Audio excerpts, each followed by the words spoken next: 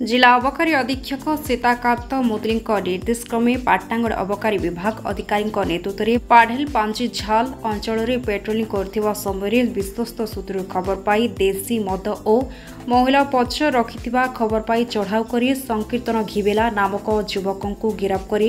पाटनागड़ को चालाण कर अबकारी अधिकारी राज किशोर बेहेरा सूचना देछथि। जबत होइतिबा मद महुल पचर मूल्य हाराहारी 80,000 टंकार ऊर्ध्व हेबो बोली कहछन्ते। पाटनागढ़ पाटना समाचार अबकारी सुपरिटेडेंट श्रीयुत सीताकांत मुदली निर्देश क्रमे आम पाढेल बांजी झाल एरिया पेट्रोलिंग करूँ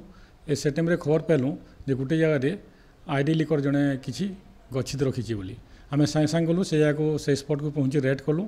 एवं से लोक प्रेजेंट था सेठी तार ना हूँ संकीर्तन घिबेला ताठू आम 34 लिटर आईडी लिकर जप्ति कलु एवं ताकू आणिकी कोर्ट फरवर्ड कराई एवं आउ गोटे पतरा जंगल प्राय हाराहारी 1100 पोच मौली पोच नष्ट करूँ 120 लिटर आईडी लिकर आम से जगह नष्ट करूँ जार कि आनुमानिक मूल्य हाराहारी 80,000 प्लस हे